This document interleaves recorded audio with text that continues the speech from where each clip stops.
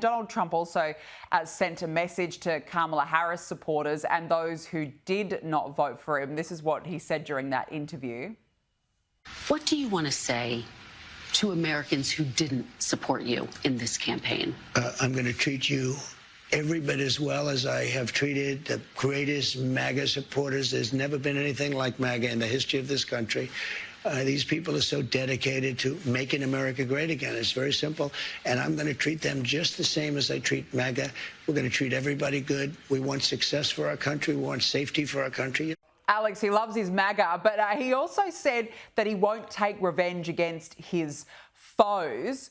What do you make of those comments?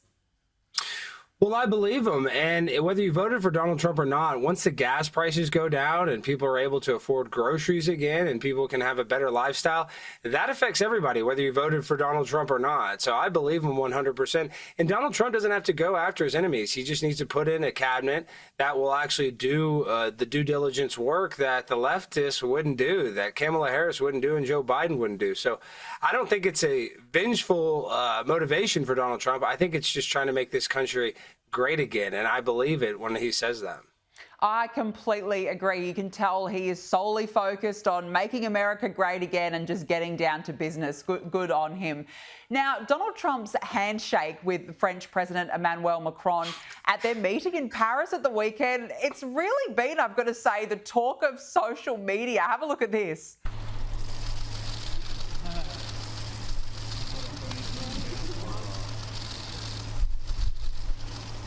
That's one firm grip, but I'm going to say it reminded us of this handshake with Vladimir Putin back in 2019.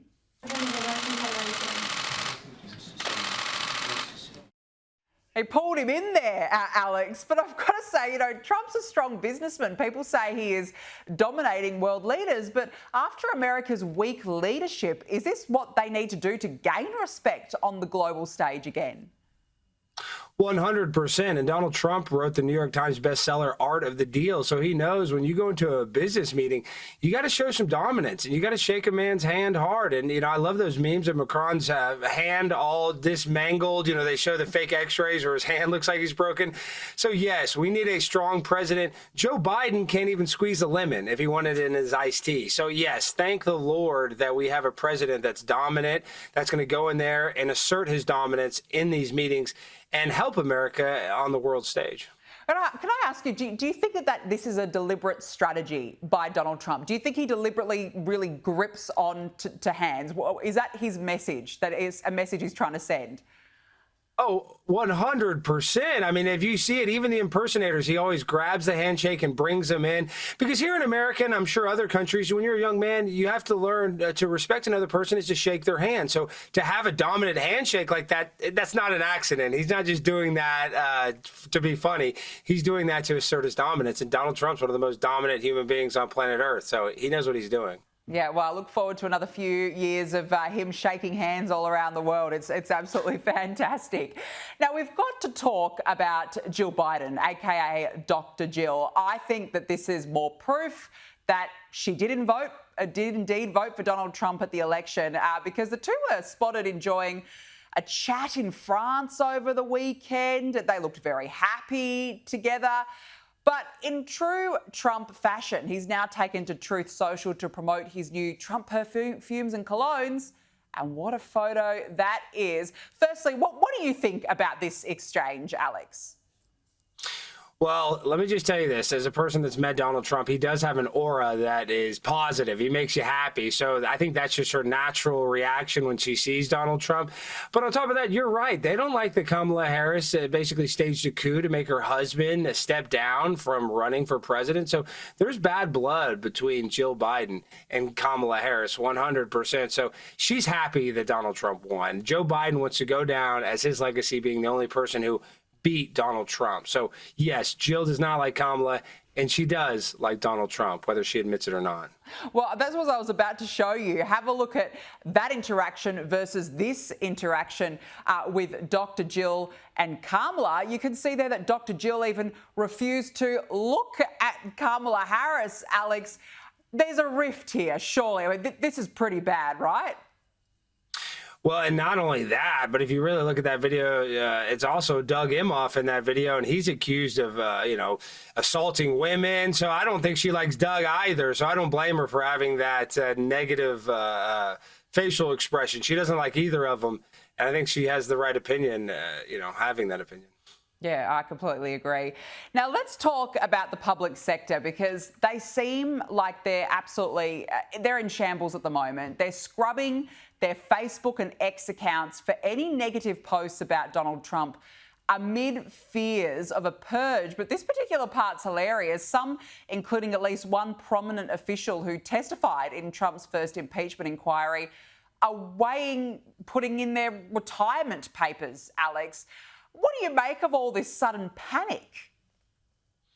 I hope they all quit, and especially all the new IRS agents that they hired. I mean, people are getting audited left and right. I hope Donald Trump goes in there and all these federal employees, if they're tweeting something weird, kick them out of there. Let them go work at Home Depot or somewhere. There's a place where they can get a job if they have that on their resume. But working for the federal government for a president that they hate, see ya, sayonara. Don't let the door hit you on the bottom when you get out of here. But surely these people wouldn't want to work for a president that they don't like anyway, Alex.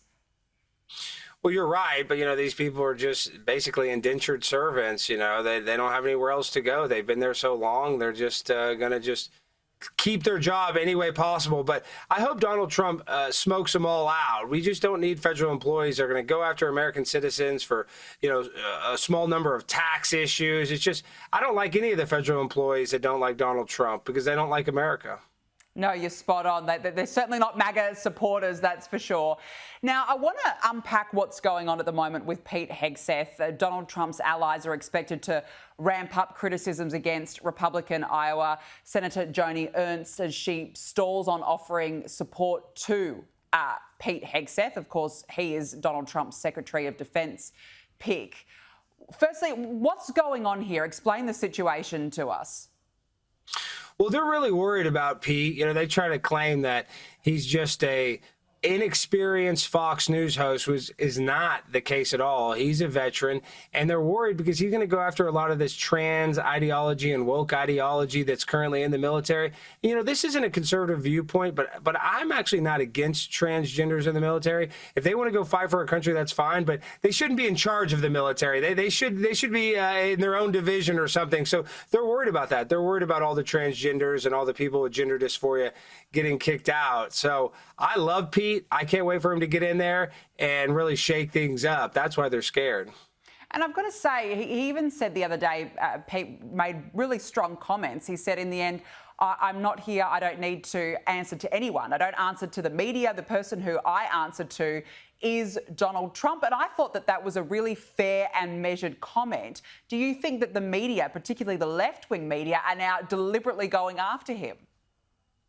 Oh, 100%. And they're going after all of Trump's nominations. I mean, there's nobody in Trump's cabinet that the media likes. Not that I've noticed. I haven't heard one pundit on MSNBC or CNN give any support to any of Trump's cabinet picks. So they have to go after him, whether they liked him or not. So Pete is more than just a Fox News host. He's going to get in there. He's going to make change. Kash Patel is going to be incredible. He's going to totally shake up the FBI. So I'm so excited for all these picks. And the more it scares the media, the happier it makes me.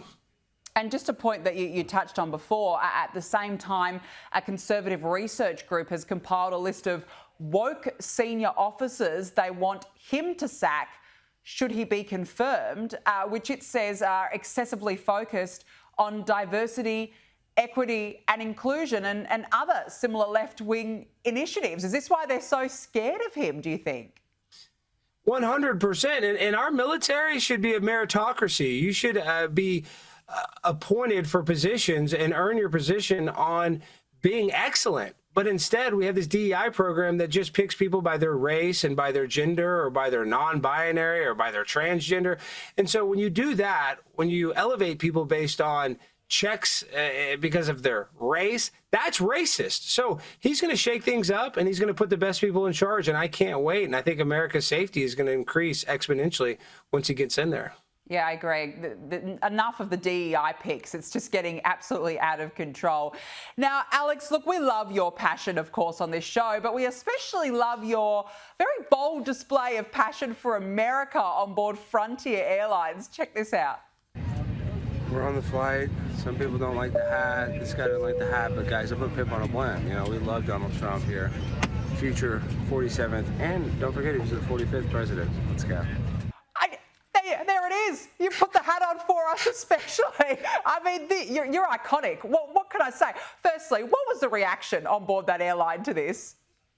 Well, you know, I got a couple mean looks, but when I was walking through the airport, I could not believe how many people were so pumped up about this hat. And obviously it's a joke that it's oversized and it's a goofy hat, but so many more people than I expected came up to me and said, awesome hat. But my seatmate, I'm going to post a video. I've just sent it to my editor. It's taken a minute. They didn't want to talk to me the whole entire flight, but other than the two people sitting next to me, people love this hat. People are happy that Donald Trump's back in office, and this support is overwhelming. And I thought I was going to get more mean looks, but I would say it would be 80-20 positive versus negative when I wear this hat. You know, that's funny because I feel like now it's become a fashion trend. The hat, the Donald Trump YMCA dance, people love it now. I feel like it's different this time around, Alex.